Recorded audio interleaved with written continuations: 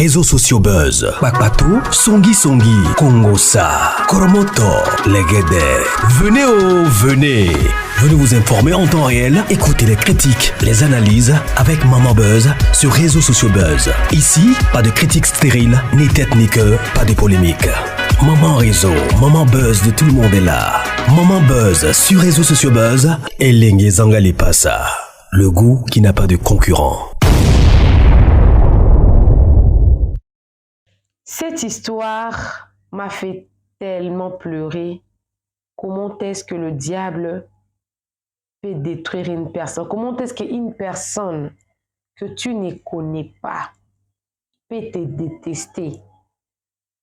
Parce que cette personne-là ne veut pas te voir sourire. L'histoire se passe en République démocratique du Congo, à l'est de la République démocratique du Congo. Parce que la dame qui m'a appelée aujourd'hui tenait à ce que je puisse garder sa ville, mais je puisse quand même dire les coins. L'est, c'est vague. Mais c'est elle-même qui m'a appelée. C'est elle-même qui m'a expliqué le problème. Elle était même en train de pleurer. Elle venait de suivre une vidéo sur cette chaîne et elle a vu que je racontais des histoires. Elle a jugé bon, en tout cas, de partager également son histoire. Elle m'a dit, Maman Buzz, raconte cette histoire parce que vous sauvez des vies. Je cherchais même aussi une personne à qui je peux confier cette histoire, comme ça elle va raconter ça.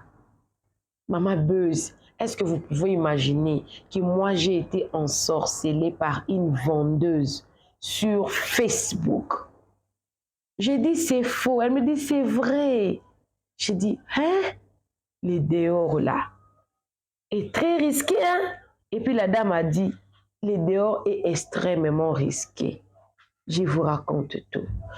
Appelez-moi Maman Réseau, appelez-moi Maman Buzz. Aujourd'hui, nous allons écouter une histoire très, une histoire qui fait peur.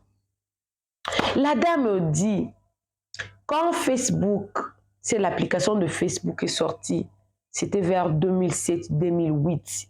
On venait de découvrir à peine au Congo qu'il y avait une application sur Facebook et qu'on pouvait partager les photos publiées.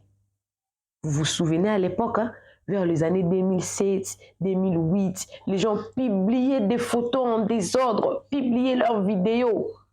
La dame là avait l'habitude de publier son mari.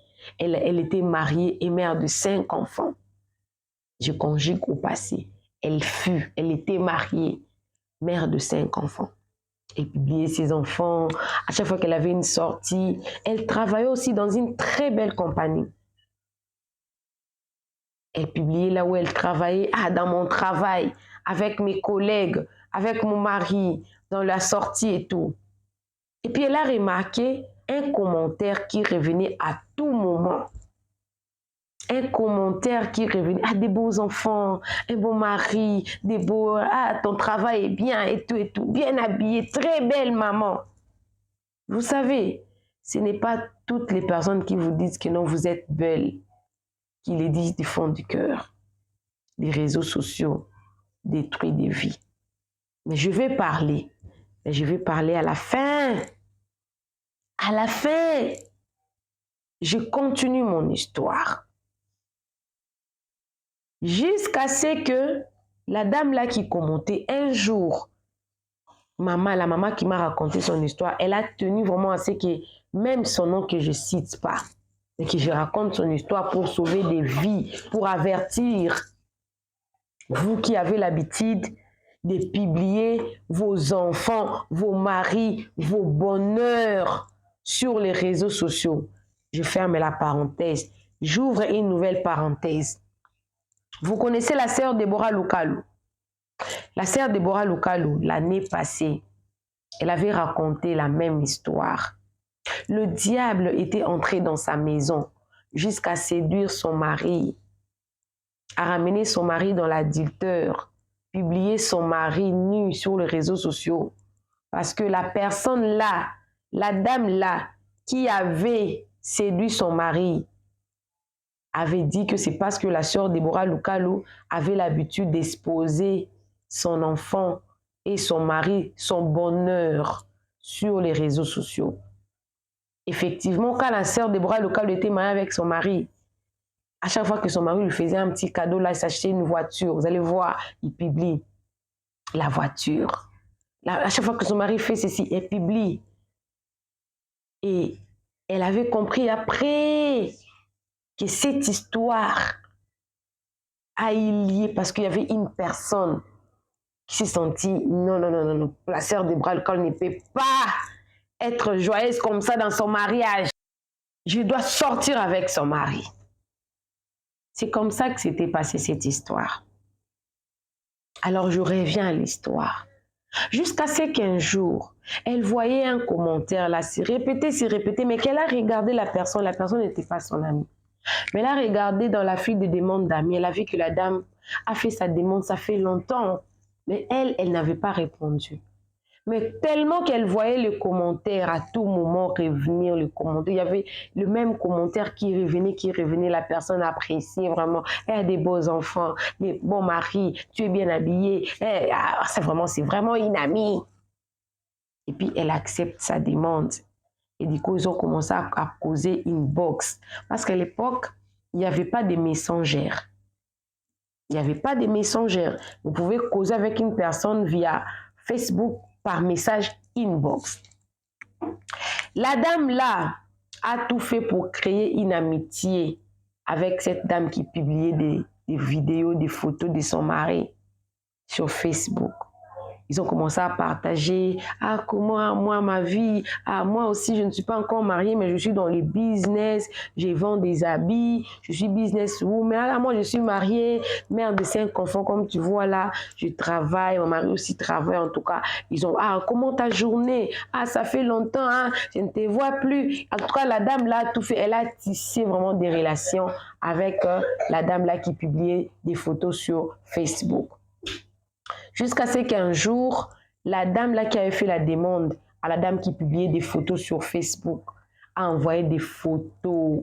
Elle dit, depuis que je te parle du business là que je fais, voilà ce que je fais, je vends des bazins, je vends des pagnes, je vends des habits de luxe et tout. Si tu veux acheter, tu peux aussi soutenir mon business. Je peux tellement que ils habitaient dans différentes provinces. Mais c'était plus facile d'envoyer des habits de cette province via autre province. Donc, c'est très facile, surtout que c'est le même pays. Donc, il n'y avait pas de problème pour faire ça. Et puis, la dame a dit, moi, pour le moment, je n'ai pas encore de programme pour m'acheter un bazin ou quoi que ce soit. Mais dès que j'aurai envie d'acheter, en tout cas, je ne manquerai pas pour te soutenir. Nous sommes déjà une famille. Nous devons créer une famille. Vous qui trouvez des familles sur les réseaux sociaux, là, de personnes que vous ne connaissez pas. Je ne dis pas que toutes ces personnes sont mauvaises, mais faisez attention. Et parler, jusqu'à ce qu'un jour, sa belle-sœur voulait se marier, la petite sœur de son mari.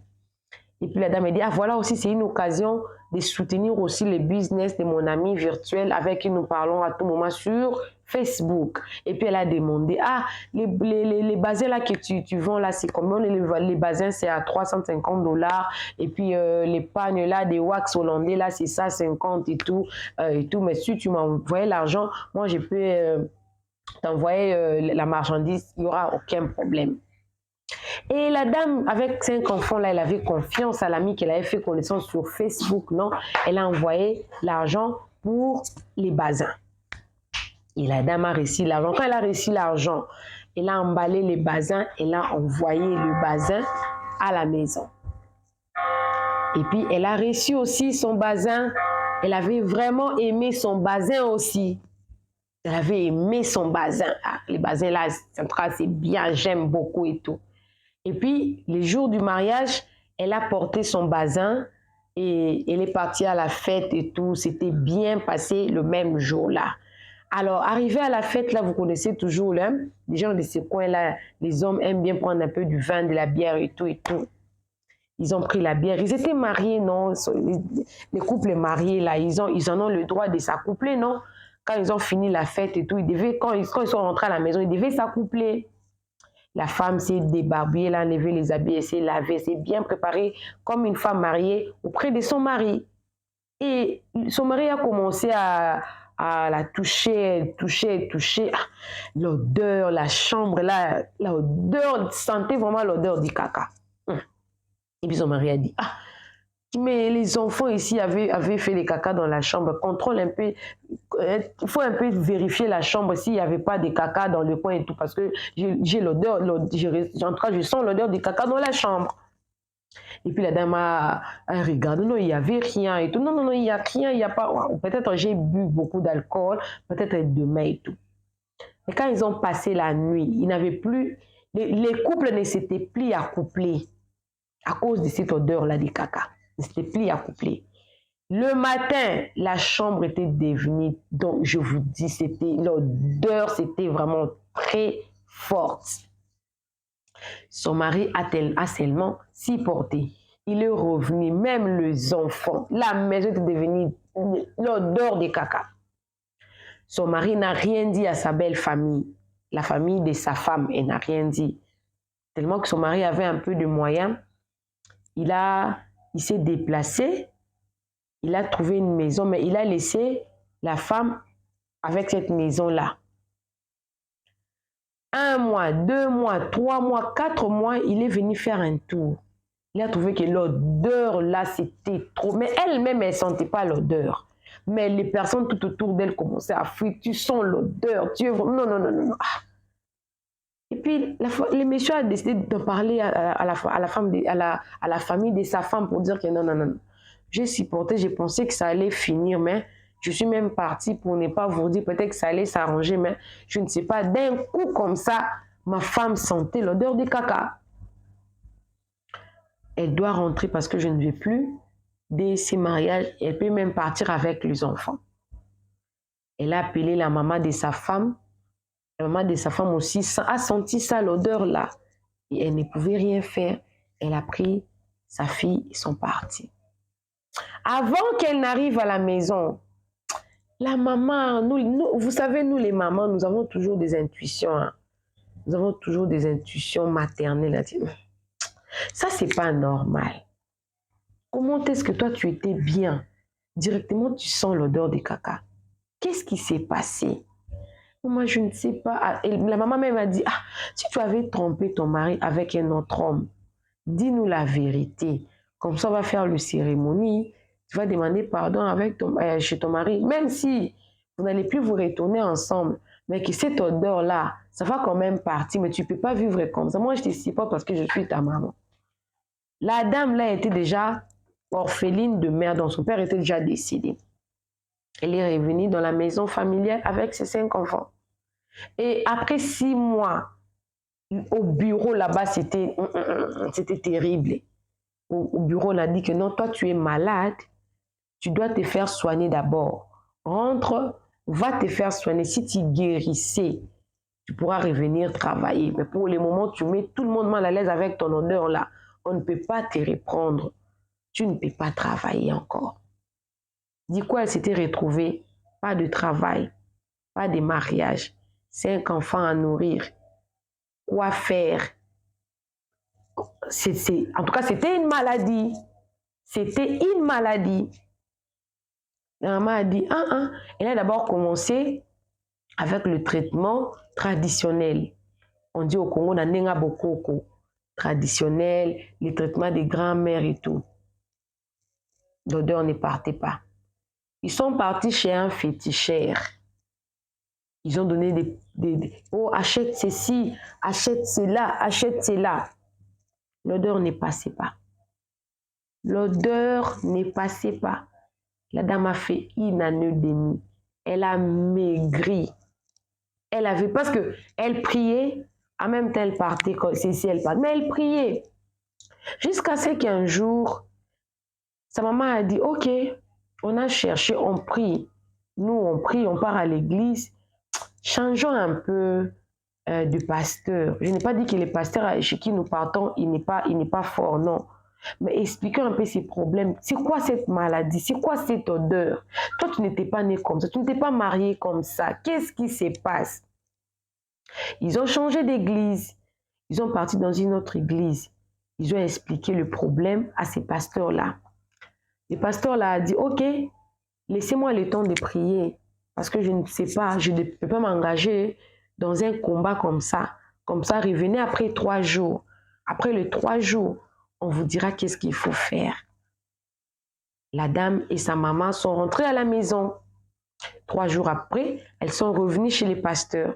Le pasteur a dit, Dieu m'a dit qu'il faut prier. S'il y a quelque chose, il va nous révéler. Comme ça, vous allez rester, vous allez choisir si vous voulez rester à l'église dans la permanence ou vous voulez rentrer. La maman de la fille dit, non, moi je ne peux pas rester parce qu'elle a 5 enfants. Je dois rentrer m'occuper de ces 5 enfants. Je dois vendre, elle ne travaille plus. Mais elle peut rester ici pour que vous puissiez prier ensemble. 1 mois, 2 mois. On avait même donné son coin à elle parce qu'elle sentait vraiment l'odeur. C'était fort l'odeur d'un caca. Elle avait maigri tellement qu'elle était soucieuse là. Sa vie, tout était parti comme ça. Une très belle vie qui est sombrée comme ça. 3 mois après, il y avait une prière là du matin vers 5 heures.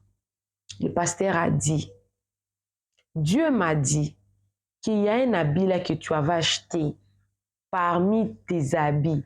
Cet habit-là a été travaillé par un marabout. C'est cet habit-là qui est l'auteur de tout ça. Et puis la dame a dit, moi j'ai plusieurs habits. Et souvent, des habits qu'on achète dans le marché comme ça, on ne connaît pas des personnes. C'est dans les rares des cas qu'on connaisse de personnes à qui nous avons l'habitude d'acheter des habits. Mais souvent, on part seulement au marché, on voit un habit comme ça, en tout cas, ça te plaît, tu achètes. Et puis, le pasteur a dit, il a dit, réfléchis bien, réfléchis. Pas tes anciens habits, parmi tes derniers habits là que tu avais achetés, parmi tes derniers habits. Il a dit, parmi mes derniers habits, avant que je puisse quitter mon mariage, il y avait seulement le dernier habit que j'avais acheté chez une amie là, sur Facebook. Et puis, j'étais partie à la fête. Après la fête là, que cette odeur-là avait commencé. Elle dit, peut-être ça peut être cet habit-là. Elle a dit, non, cet habit-là est resté. Quand j'avais quitté mon mariage, cet habit-là est resté là-bas chez mon mari. Parce que quand la maman était venue, il avait seulement pris quelques affaires. Ce n'est pas toutes les affaires que sa maman avait pris. Et le pasteur a dit, si c'est possible, allez chez votre mari, suppliez-les, trouvez cet habit-là, amenez-moi cet habit-là ici. Il faut qu'on prie pour ça, pour que le sort soit brisé. Elle est rentrée, son mari n'était pas là, il y avait quand même les portiers là, il a demandé.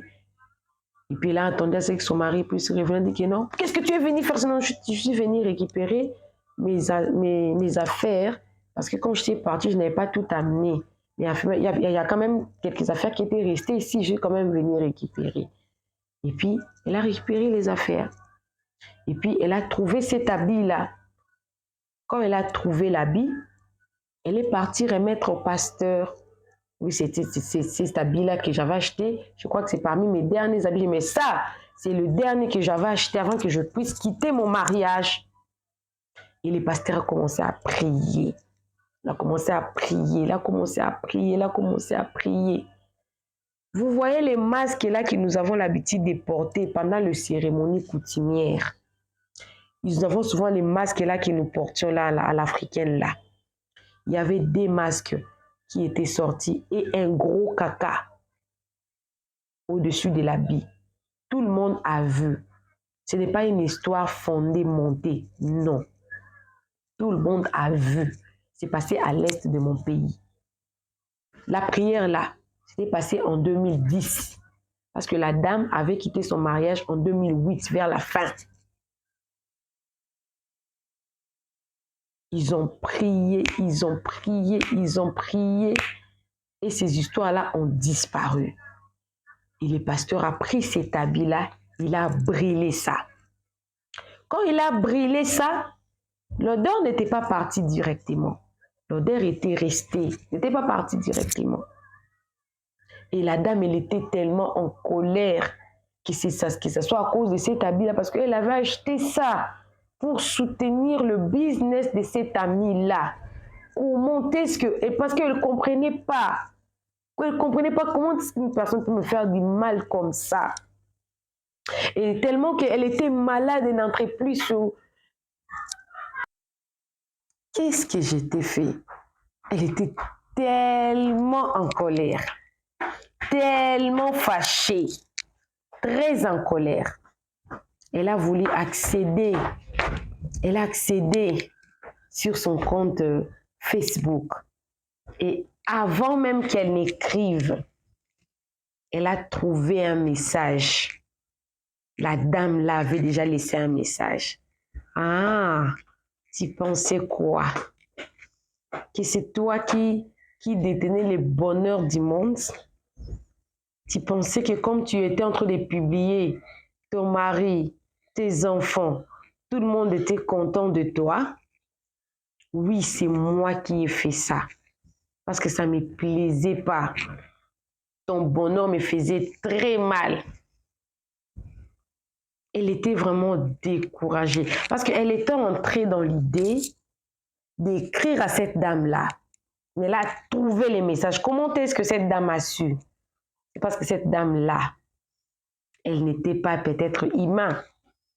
Parce que son identité, on ne sait pas. Son identité, on ne le sait pas. Et elle est restée encore une année avec cette odeur-là. L'odeur n'était pas partie directement. Les sorts étaient partis. Ils ont continué à prier, à prier, à prier. Et puis un jour, elle s'est réveillée. Elle a commencé à retrouver sa santé. Elle a commencé à retrouver. Et puis sa mère a dit que je ne sens plus l'odeur des caca à la maison. Hein. Je ne sens plus l'odeur des caca à la maison. Elle était contente et tout. Et puis elle a pris son CV tellement qu'elle avait perdu du travail. Elle avait une expérience, non, à la précédente société là qu'elle était en train de travailler avant. Elle a commencé à se promener. Elle s'est promenée. Elle a entré les dossiers. On l'a repris. Bon, on l'a pas repris. On l'a recruté dans une nouvelle société. Et puis elle travaillait avec ses 5 enfants. Elle prenait soin maintenant de sa mère et de ses 5 enfants. Et un jour, au marché, parce qu'elle est restée dans la même ville que son mari était, là où son mari était resté là, son mari a changé de femme. Il avait cette femme ici, 3 mois, 4 mois. Donc, le mari là n'arrivait pas à remplacer sa femme, tellement que ça faisait très mal. Les enfants sentaient mauvais, sa femme sentait mauvais. Au lieu de se battre avec sa femme, il a abandonné sa femme. Est-ce qu'il était sous l'effet de l'envoûtement? On ne sait pas. Quand son mari a vu sa femme dans le marché, par hasardement, la femme avait retrouvé sa santé, la femme était bien. L'homme là était là. Oh, ma femme, et c'est toi? Ah, il faut qu'on parle. Je veux venir. Depuis qu'elle a quitté 3 ans et demi, il ne venait même pas visiter ses enfants. Et du coup, il connaissait là où sa femme habitait, mais n'est jamais passé. Est-ce que c'était l'envoûtement? Cette femme-là me dit, elle ne sait pas si c'était l'envoûtement. Elle ne sait pas.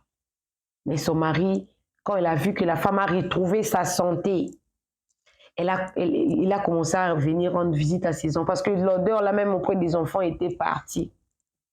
Il a commencé à venir rendre visite. Et un jour, il dit que non, moi, je ne saurais pas vivre sans toi. Je veux que tout redevienne avant. Tout redevienne comme avant. La dame dit non, je ne peux plus revenir dans ce genre de mariage. Parce que pendant les moments difficiles, tu ne m'avais pas soutenu. Normalement, tu devais me soutenir comme un couple. Parce que quand on se marie pour le meilleur et pour le pire. Mais pour toi, ce n'était que pour les meilleurs.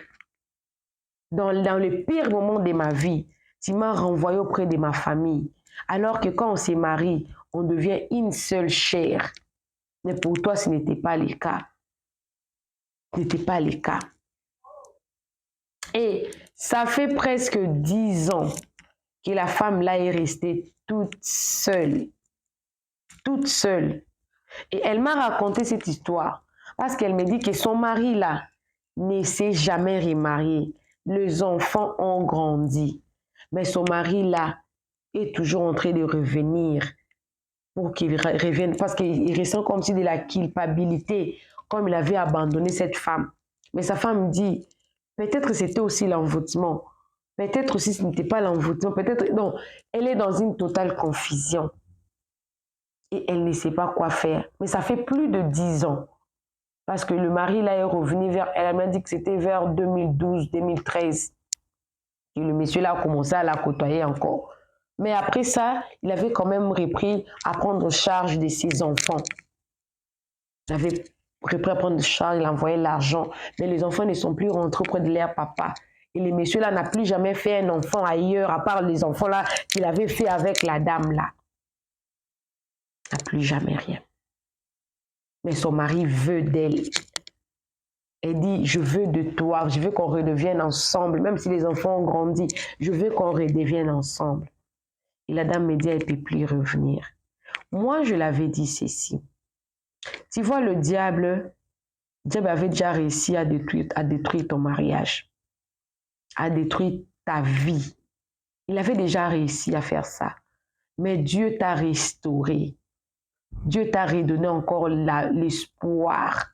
Ta santé est revenue. Il y a d'autres personnes, quand des histoires pareilles arrivent, vous allez voir, la personne va mourir avec cette maladie-là. Mais pour toi, Dieu t'a guéri. Alors, si tu ne revenais pas dans ton mariage, c'est comme si le diable a vaincu totalement. Alors que le diable n'a pas vaincu. Oui, il est un homme. Il a compris. S'il était sous l'effet de l'envoûtement, c'est fort probable. Parce que la personne qui t'avait détruit ne pouvait pas prendre ta place. La personne savait très bien qu'elle ne pouvait pas prendre ta place. C'était impossible. Mais ton bonheur là, était en train de lui déranger tellement que donc, il pouvait qu'il te détruire pour que toi, tu ne sois plus dans le bonheur. Pour que toi, tu ne vives pas ces bonheurs-là. Dans ton mariage, la personne ne prendra pas, mais que toi, tu ris. Non. Alors, mes chers amis, attention. La sœur Déborah Lucalo avait donné cet exemple-là. Il avait donné, papa, les témoignages. Comment est-ce que le diable avait détruit son mariage? Elle c'était à des doigts comme ça de divorcer. Mais elle n'avait pas divorcé. Elle avait dit que le diable ne peut pas détruire son mariage. Elle est restée dans ses mariages. Mais avec la dame, comme c'était déjà consommé, je lui ai dit, il faut faire honte au diable. Il faut faire honte au diable. Je ne sais pas si c'était un bon conseil. Parce que là, son mari était sous l'effet de l'envoûtement. Vous savez, il y a certaines personnes, le fait de vous voir sourire un peu, on a tous nos problèmes. On a tous des problèmes. Mais on ne vient pas montrer nos problèmes sur les réseaux sociaux. Sur les réseaux sociaux, on montre qu'on vit, on vit bien. On est en bonne santé. On a tous de l'argent. On mène tous une très belle vie. Mais il y a d'autres personnes qui se contentent tellement de voir cette vie-là.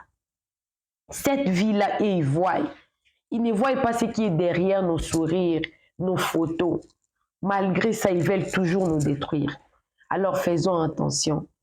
Moi, ce que je fais sur les réseaux sociaux, c'est un travail d'avertir.